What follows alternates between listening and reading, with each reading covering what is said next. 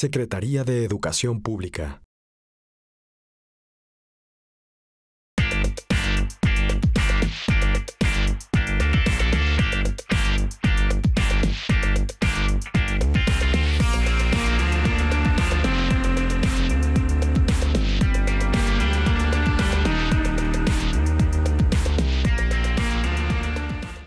Es un importante artista visual, reconocido principalmente por materializar su trabajo utilizando su cuerpo como objeto artístico. Es creador del Mex Art Fest, el festival de arte y cultura mexicana más importante en Asia. Acompáñenme a conocer en corto a Héctor Falcón, un creador que a través de su actividad plasma sus reflexiones y demuestra el profundo significado de una pieza de arte. Héctor Falcón nació en Sinaloa el 31 de marzo de 1973. Inició sus estudios en diseño gráfico en la Universidad Intercontinental. Sin embargo, optó por continuar en la carrera de artes visuales en la Escuela Nacional de Pintura, Escultura y Grabado La Esmeralda. Posteriormente ganó una beca de residencia para estudiar en la Universidad de Arte y Diseño de Kioto, en Japón. En 2002, durante su estancia en ese país asiático, desarrolló, dirigió, conceptualizó y organizó el Mex Art Fest, el festival de cultura mexicana más importante en Asia, donde presentó obras de arte y música de artistas mexicanos contemporáneos. Dirigió al grupo de artistas Concentrado, que participó activamente en el desarrollo, modificación y renovación del Centro Histórico de la Ciudad de México. También fue director de arte y diseño de producción en algunos proyectos cinematográficos, como el cortometraje Máquina, que le hizo acreedor en 2006 al trofeo Caja de Madrid.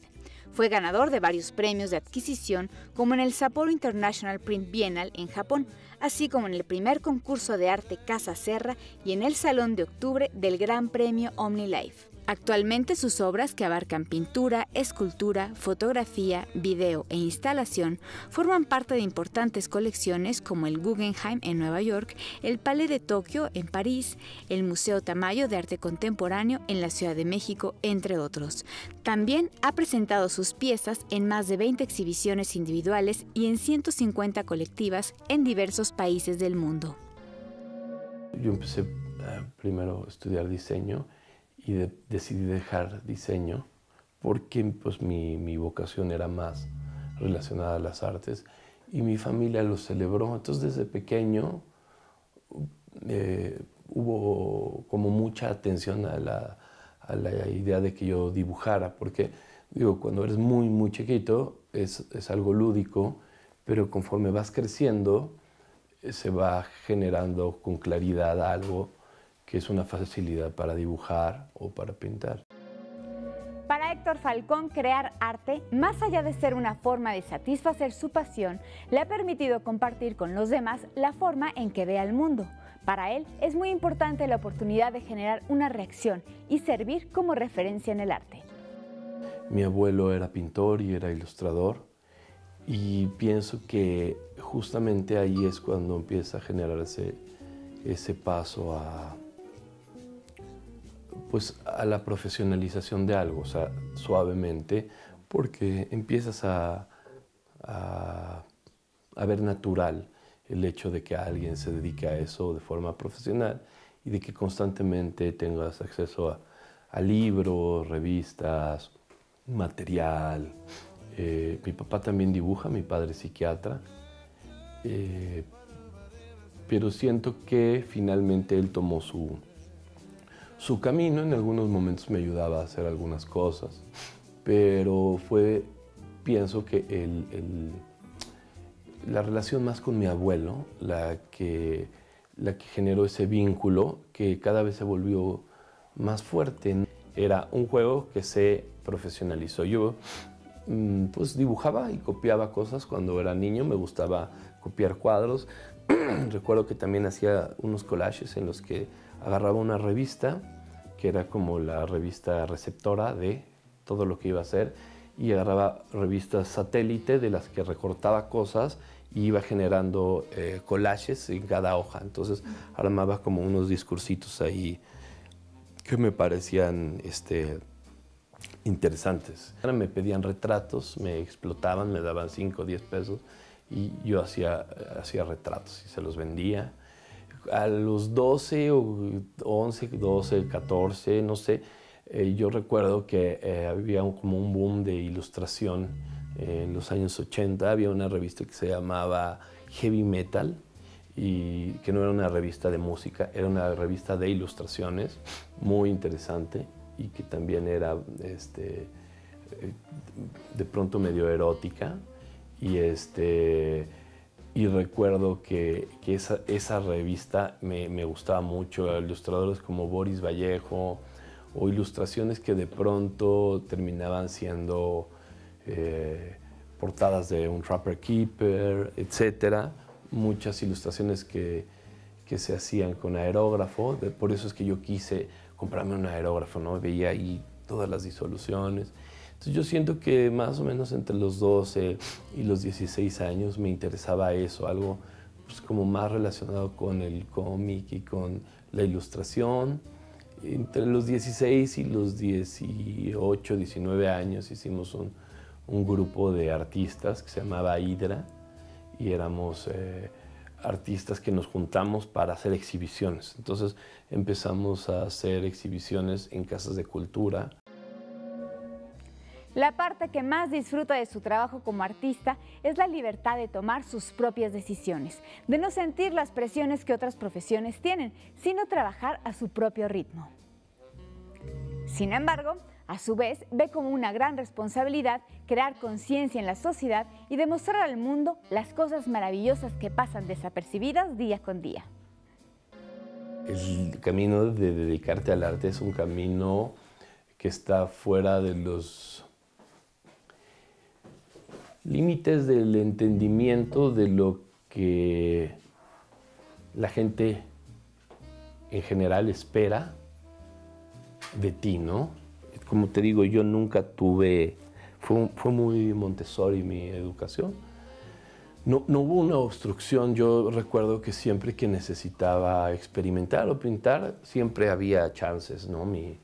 Mis padres no limitaban el comprar material, o de pronto empecé a pedir cosas como de pintar con crayolas o con pasteles o con lápices. Empecé a trabajar con óleo y con acrílico, y como a los 11 años les pedí un aerógrafo. No hubo obstrucción.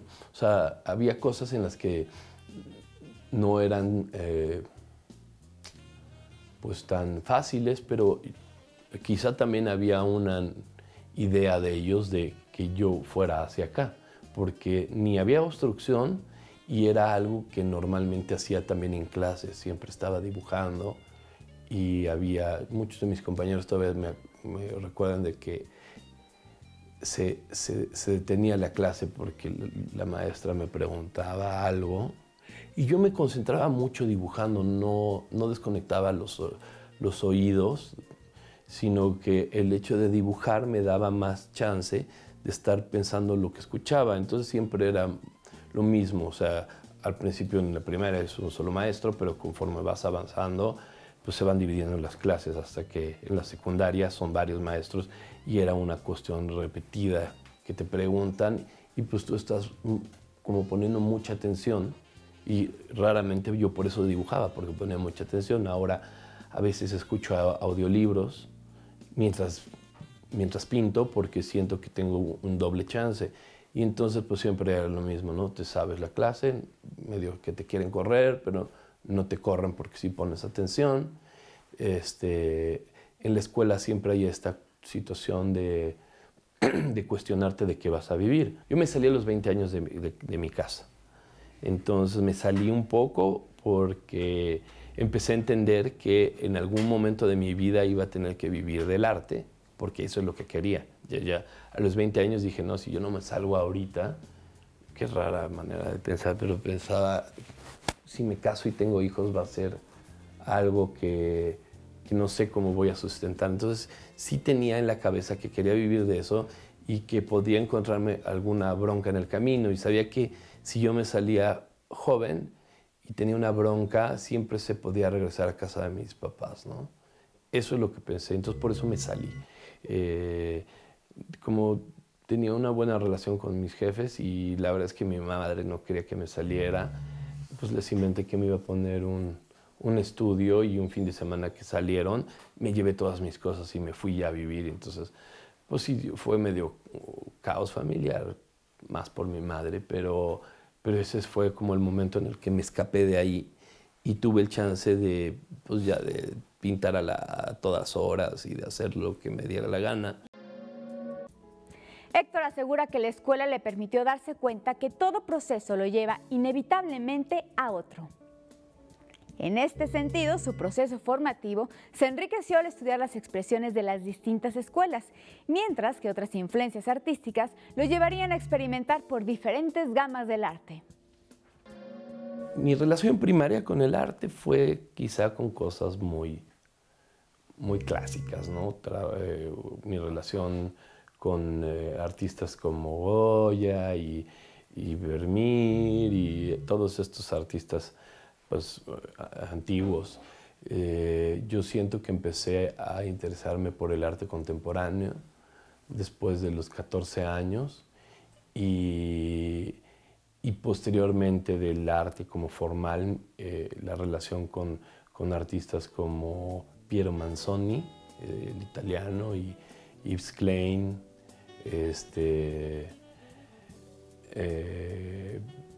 Marcel Duchamp, un poco por el dadaísmo y por el estridentismo en México, que tuvimos el chance de, bueno, yo tuve el chance de conocer a Germán List Arzobide, que es uno de los iniciadores del estridentismo, por su hijo, Edgar, que era amigo de mi familia. Entonces de pronto fue algo que fue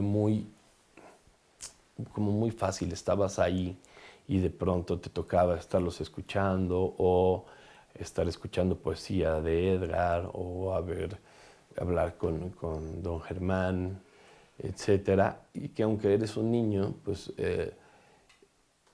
lo ves ahí como un tío, como un amigo de tus papás, y pues me gustaba mucho ese tipo de pláticas de los adultos. Tengo otro tío que era crítico de arte, Antonio Rodríguez, y hacían unas fiestas muy buenas en su casa, porque iba gente bien interesante, o sea, muchos pintores, y bueno, cuando mis papás me llevaban y tenía el chance ahí de convivir, me gustaba estar escuchando las conversaciones y además ver todos los cuadros que tenía colgados.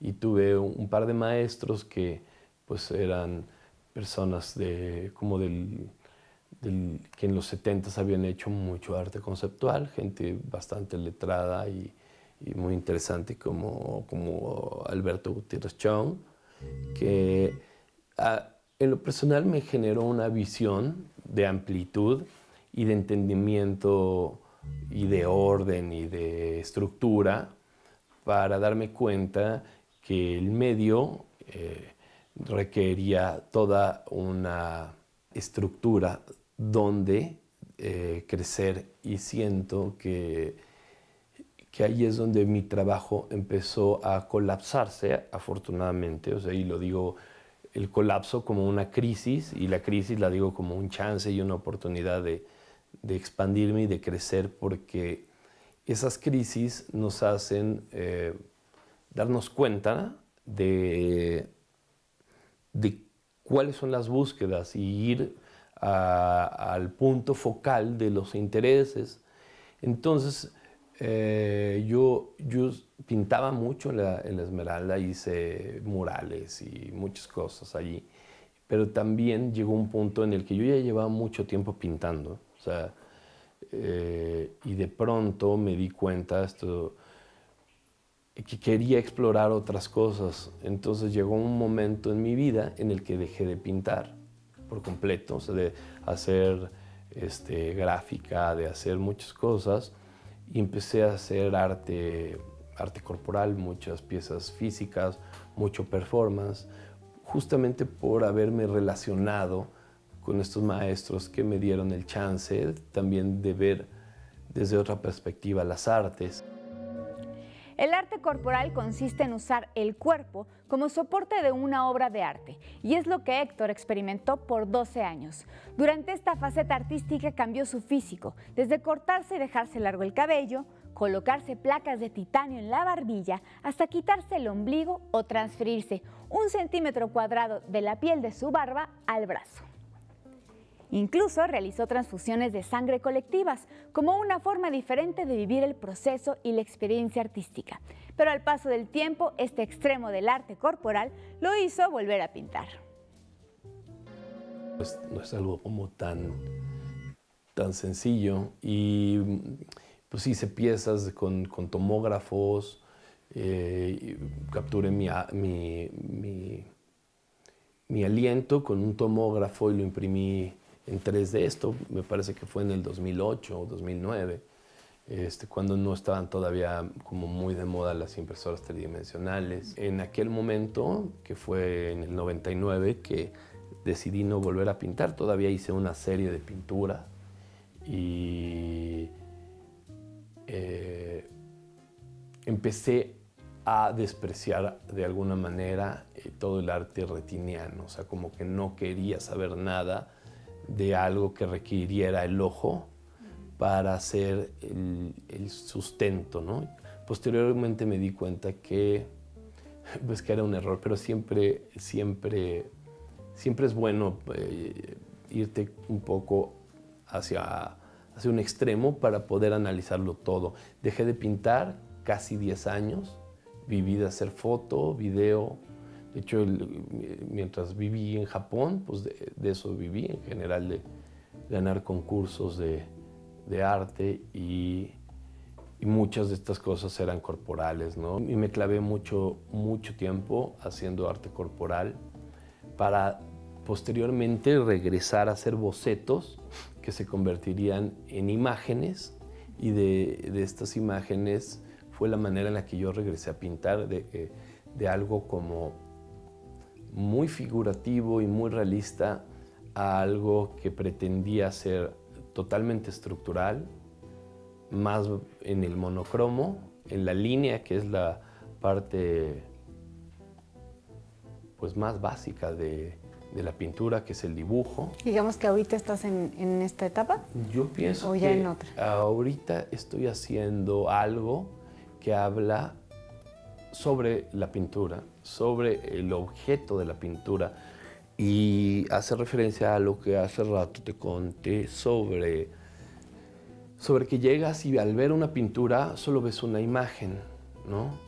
Yo estoy trabajando ahora sobre varias cosas. Una, el multidiscurso, o el ruido, o la obstrucción en la situación conceptual contemporánea. La manera, es decir, que una pieza, una obra, un objeto pues, te dice muchas cosas. Pues en general, tu vida, hay muchos discursos en el momento actual con los que interconectamos al mismo tiempo. Entonces, tenemos una experiencia mezclada de las cosas. Entonces empecé a trabajar haciendo piezas en capas que se sobreponen unas sobre otras, y anular el discurso de la imagen como parte única de la pintura. Entonces empecé a hacer como esto, ¿no? Incisiones en los cuadros y a revelar su estructura íntima, una estructura como la osamenta del cuadro, y me interesa sobre todo ese multidiscurso que se da al yuxtaponer varias piezas, una sobre de otra. En sus obras, Héctor busca hacer del espectador un partícipe activo de su discurso e ideas, para que éste descubra y aprecie la vida y movimiento de cada pieza, como sucede en su más reciente exposición en Monterrey, la cual considera una de las más importantes junto a la de Metabolismo Alterado, expuesta hace muchos años en el Museo Universitario de Ciencia y Arte de la UNAM. El arte se va deslindando de dar un solo discurso, o un discurso que es totalmente del artista. Entonces se va dividiendo muy claramente entre quien emite el mensaje y quien recibe el mensaje. Entonces nosotros como artistas lo que hacemos es dar una parte del discurso y el público termina rellenando el discurso con su enciclopedia cultural. Entonces me ha hecho que este momento histórico para mí es muy importante en esto que estoy haciendo, porque al disponer, por ejemplo, de piezas que tienen 10 capas, 5 capas, y que esas capas pueden cambiar de lugar, por más que yo quisiera concentrarme en un solo discurso, el público va a interactuar y va a generar su propio discurso. Es decir, siento que hay una relación entre la acción, es decir, el performance, la acción de que alguien se acerque y mueva tu pintura, tu necesidad de representar ciertas cosas y el hecho de que el discurso no sea más bien sea dinámico, eso es a lo que me refiero. Y interactúa directamente. Y que veas a la pintura como un objeto, finalmente, y no como una imagen, porque finalmente la pintura no es solo una imagen, es, hablando de las grandes pinturas, son bastidores y son telas. Sus estudios formales, tanto en México como en Japón, le permitieron a Héctor apreciar el arte en sus distintas formas, enriquecerse como individuo y tener otro nivel de abstracción. Eso lo refleja al hacer sus pinturas. Falcón considera que una verdadera obra de arte va más allá de la técnica. Se revela por la forma en la que está conformada y lo que le permite incluso develar diferentes imágenes si se presta la debida atención. ¿Qué encontraste o qué has ido encontrando en la cultura japonesa que te hizo clic? Me gusta mucho el orden, la manera jerarquizada en la que las cosas se mueven. Me gusta, no sé cómo explicar esto, pero amo la cultura en la que vivo, amo la cultura específicamente latinoamericana, pero más la cultura mexicana. Siento que tiene la contemporaneidad una relación con el caos, y la cultura japonesa me parece que es una relación con el orden. Veo cosas que son complementarias a las que vivo acá. Me gustan mucho sus historias. La historia de Japón se me hace increíble, y la gráfica japonesa, lo que es el ukiyo-e, y quizá mucha relación también con la manera en la que el mundo contemporáneo se mueve. Pienso que cuando yo iba en la primaria había muchos mitos sobre Japón. Yo me acuerdo que decían que era una ciudad llena de smog y que la gente tenía que tomar aire o oxígeno de unas máquinas. Entonces, hay mucho de esta mitología que la misma mal entendimiento de los maestros en tu escuela te dan y que te hacen pues, amplificar las cosas. Yo siento que el arte se vuelve un campo en el que se permite cruzar ciertas líneas porque son simulaciones de la realidad, no es que sea la realidad en sí. Y por lo tanto, esos límites suponen diluirse, ¿no? Sin embargo, el entendimiento de los límites claros de la sociedad, pues que ya de pronto se vuelven leyes y se pueden convertir en delitos, pues siempre lo tuve claro, no siento que necesitara cruzarlos, porque finalmente en esa simulación que es el juego del arte, tienes el chance de explorar a donde tú quieras, ¿no? En el acto de no solo de dibujar, sino de pensar cosas que están fuera de la caja, ¿no? Es como pensar un poco en el poeta. Yo siento que los poetas, o que primero que todo el mundo vivimos limitados por el lenguaje. Es nuestra primer chance y es nuestra primera prisión. El lenguaje nos da chance de expresarnos y a la vez nos limita, pero a veces el poeta tiene el chance de hacernos ver una ilusión de que transita en la parte externa de esos límites, en la manera de utilizar el lenguaje y de acomodar correctamente las palabras. Pareciera que está fuera de la caja, pero está dentro. Siento que es igual con las artes visuales, un poco esta relación que de pronto tienes con un... Hablaré de una pintura, cuando llegas y te pones frente a la pintura, no hay pintura, hay un ambiente o hay una escena o hay algo a donde te metes. Siento que es igual que pararte frente a una pantalla de televisor. Desaparece el televisor y llegas a la imagen. O sea, por eso los límites no han sido algo que me preocupe, porque siempre viví y transité en ese mundo personal que de pronto los límites los tenía diluidos porque se vivía en esta situación de simulacro, ¿no? Es decir, tengo esta idea, ya no estoy viendo si me limitan afuera, sino cómo voy a llegar a esa idea dentro de un medio.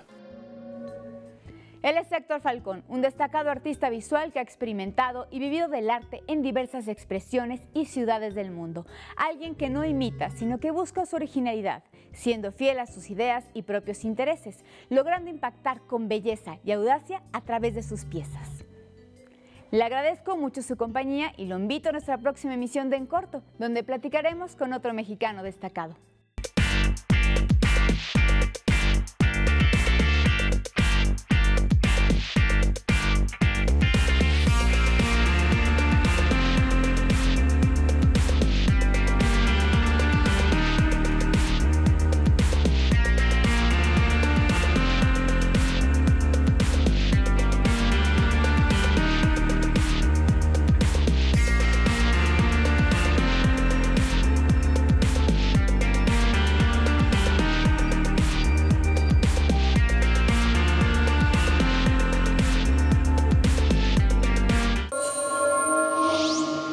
Secretaría de Educación Pública.